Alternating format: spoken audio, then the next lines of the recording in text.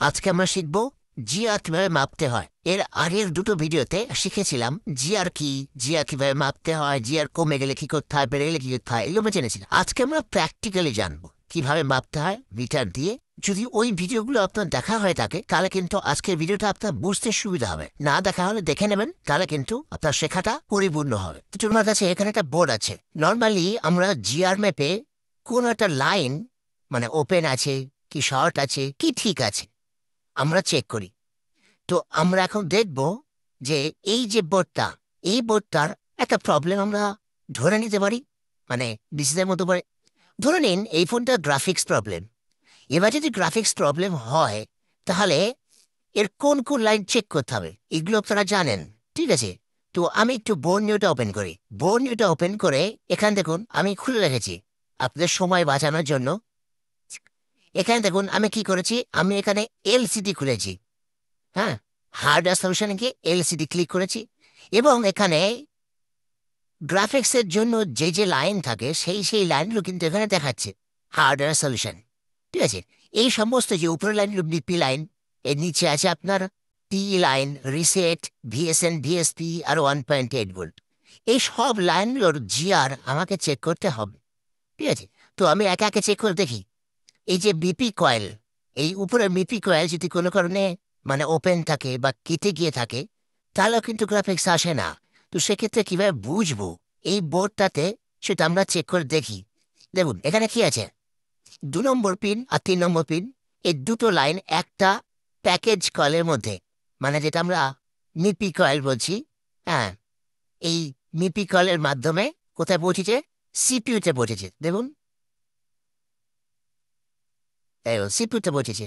তার মানে যদি এই এই কোনো একটা মিপি লাইন ডিসকানেক্ট হয়ে গিয়ে থাকে তাহলে কিন্তু মানে আমাদের ফোনের গ্রাফিক্স কিন্তু আসবে না। তাহলে চলুন এই লাইন কটার জিআর আগে আমার ব্যাপারে দেখে নিই কিভাবে জিআর মাপতে হয়।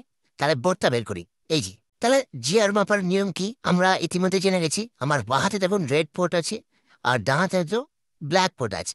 এবার এই রেড রেড যে প্রপটা, এই রেড প্রপটা আমরা যে কোনো একটা গ্রাউন্ড টাচ করতে পারি। এই যে এটা গ্রাউন্ড আছে, এখানে টাচ করতে পারি।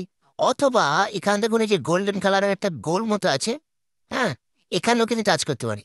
যেখানে আমার সুবিধা, কোনো নিয়ম নেই, যে কোনো গ্রাউন্ডে টাচ করলেই হবে রেডটা।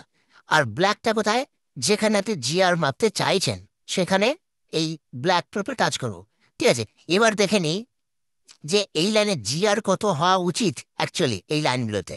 তো সেটা দেখার জন্য কি করবেন, আপনারা জানেন ডায়োডা, ডায়োডা ফোল্ডারে গিয়ে এখানে কানেক্টর আমি ক্লিক করেছি এবং এই যে এইগুলো সব এসেছে। হ্যাঁ, এই দেখুন এই 2 নম্বর যে পিনটা আছে, এই 2 নম্বরে আমাদের জিআর হওয়া উচিত 0.237 কিলো ওহমস, মানে আমরা রাফলি বলতে পারি 237। মানে এই ডাক নাম্বার না, ঠিক সেভাবে আমরা এটাকে বলছি আর কি। 237, 236 এগুলো প্রায় একই, কিন্তু 235, 36 এগুলো প্রায় একই। এগুলো এই এই 10টা যে মিপি লাইন আছে সব কটা কিন্তু প্রায় জিআর একই। এবার এখানে যা দেখাচ্ছে আমাদের মাল্টিমিটারে কিন্তু একদমই একই দেখাবে, এটা কিন্তু নাও হতে পারে, কিছু কম বেশি হতেই পারে, সেটা কিন্তু কোনো সমস্যা নয়, ঠিক আছে? তো চলুন আমি এই 2 নম্বরের জিআরটা আগে মেপে নিই। তাহলে কোথায় টাচ করব, এইখানে টাচ করব। আচ্ছা, এর আগে একটা জিনিস বলে দিই, সেটা হলো আপনারা জানেন যে মাল্টিমিটার, যে মাল্টিমিটারগুলোতে ডায়োড মুড এবং বাজার মুড, মানে যেখানে বিপ পাওয়া যায়, সেই মুড, দুটো মুড একসঙ্গে থাকে অনেক মাল্টিমিটারে। এটাতে কিন্তু আলাদা আছে, ওই জন্য আমি ডায়োড মুড সিলেক্ট করেছি। দেখুন এটাতে চেঞ্জ করে দিতে পারেন। এই দেখুন এখন কিন্তু বাজার মুড, এখন কিন্তু সঠিক রেজাল্ট আসবে না। আর ডায়োড মুড এখানে কিন্তু আপনার সঠিক রেজাল্ট আপনি এখানে পাবেন। আর যাদের মাল্টিমিটার একসাথে দুটো, তারা ওটা সেট করতে পারেন, কিন্তু তখন বিপটা শুনবেন না, শুধু রিডিংটাই দেখবেন, ঠিক আছে? আচ্ছা, তাহলে ডায়োড মুড দেওয়া আছে। এবার আমি এখানে টাচ করে দেখি যে কত জিআর এখানে পাওয়া যাচ্ছে। এ দেখুন 334, ওখানে কত দেখছিলাম 235, 237 এরকম একটা। তাহলে কিছু কম বেশি মানে 100 মতো বেশি এখানে দেখাচ্ছে। এটা কিন্তু কোনো বড় সমস্যা নয়। দেখি এর পাশেটা দেখি, এই লাইনটা দেখা যায় 333, ঠিক আছে? তো এরকম কম বেশি হতে পারে। পাওয়ারটা গ্রাউন্ড, তারপরটা দেখি এই সব বিপি লাইন কিন্তু প্রায় একই জিআর থাকবে, ঠিক আছে? পরপর চেক করে দেখে নিই একবার। এরকম ভাবে যদি এদের মধ্যে কোনো একটা ওএল দেখে ফেলেন, ওএল তাহলে কিন্তু বুঝবেন সেই লাইনটা ডিসকানেক্ট আছে। ঠিক আছে, দেখুন সবগুলো কোনো না, কিন্তু এখানে ওয়েল নেই। যদি থাকতো সঙ্গে সঙ্গে তো কি করবেন আপনি, যেহেতু এখানে মিপি কয়েল আছে, এই কয়েল তো কেটে দিতে পারে, ওপেন হতে পারে। তাহলে এখানে ধরুন ধরে নিচ্ছি ওয়েল আছে, সঙ্গে সঙ্গে এখানে চেক করুন। যদি এখানে জিয়া ঠিক থাকে তাহলে এই কয়েলটা খারাপ। জাস্ট এখান থেকে এই পর্যন্ত জাম্পার করে দিলে কিন্তু প্রবলেমটা সলভ হয়ে যাবে।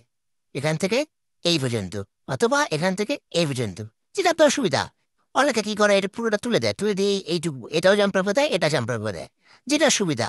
আর যদি এখানেও যদি ওয়েল হতো তাহলে কিন্তু আপনাকে সিপিইউ রিভলভ করতে হতো, যেহেতু এই লাইনটা সরাসরি সিপিইউ থেকে আসছে। ঠিক আছে, তো এইভাবে কিন্তু আপনি প্রবলেমগুলো খুঁজে পাবেন এই জিআর মাপার মাধ্যমে। এরপরে আর একটা ভাইটাল পয়েন্টে যাব, সেটা হচ্ছে এইভাবে কিন্তু বাকি যেগুলো রিসেট টি আছে সব আপনারা চেক করতে পারবেন। হ্যাঁ, আমি ওগুলো দেখাচ্ছি না। আমি যে একটা ভাইটাল পয়েন্ট দেখাতে চাইছি সেটা হলো ভিএসএন এবং ভিএসপি।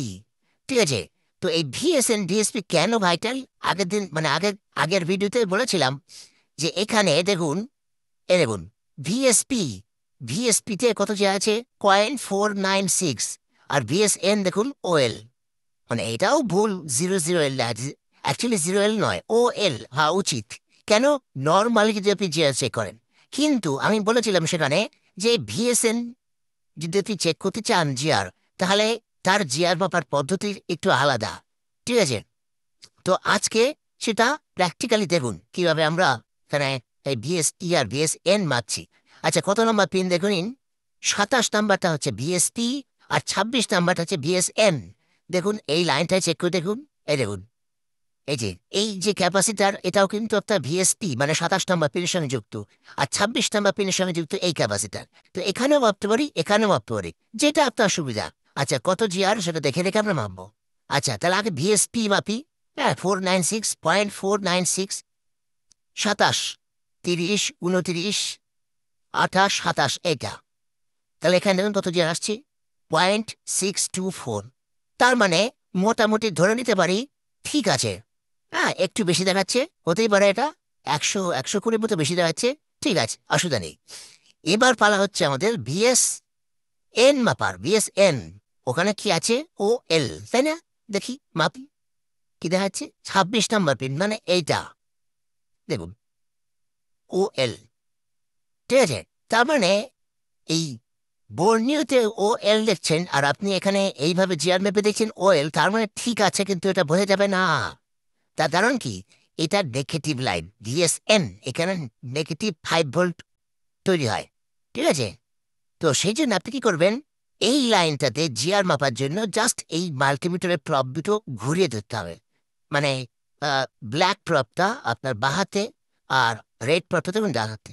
এইবার আমি কি করছি, একই রকম ভাবে গ্রাউন্ডে ধরছি আমি কোনটা, ব্ল্যাক, আর রেড দিয়ে আমি ভিএসএন, এই 26 নম্বর পিন, হ্যাঁ, এইখানে আমি টাচ করবো। দেখুন এখানে টাচ করে দেখুন, এ দেখুন এখন কিন্তু আপনি জিআর পাচ্ছেন। ঠিক আছে, তার মানে এইবার আপনি শিওর হলেন যে এই লাইনটা ঠিক আছে, মানে আপনার গ্রাফিক্স আইসির সাথে কানেক্টেড আছে। নাহলে ওই যে ওএল দেখাচ্ছিল, ওইটুকু চেক করেই কিন্তু আপনি শিওর হতে পারবেন না। যদি ডিসকানেক্ট থাকে তাহলেও তো ওএল দেখাতো, আর আপনি আগে যেভাবে চেক করলেন তাতে ওএল, শিওর হবেন কি করে? এটা লাইনটা ডিসকানেক্ট আছে না বোঝার জন্য। আর যদি এই জিআর এরকম 00 ohms হতো, এরকম টাচ করলে 00 ohms, যদি এরকম হতো তাহলে ওই লাইনটা শর্ট ছিল, এবং তার জন্য কি করতে হবে, প্যারালালে পাসগুলো চেক করতে হবে। হতে পারে এই যে প্যারালালে ক্যাপাসিটি আছে সেগুলো খারাপ হতে পারে, বা এই গ্রাফিক্স আইসির পাশে যে ক্যাপাসিটার যেখান থেকে আসছে এই লাইনটা, হ্যাঁ, সেই ক্যাপাসিটিগুলো শর্ট হতে পারে। এ দেখুন আমি বর্ণীয় দেখাচ্ছি, হ্যাঁ, এবং গ্রাফিক্স আইসির এই যে ভিএসটি, এটা হলো ভিএসটি, আর এটা হলো ভিএসএন, এই ক্যাপাসিটা শর্ট হলেও কিন্তু আপনার এই সেম প্রবলেম হবে। মানে ওই লাইনটাতে আপনি দেখবেন যে 00 ohms, অথবা কমও দেখাতে পারে।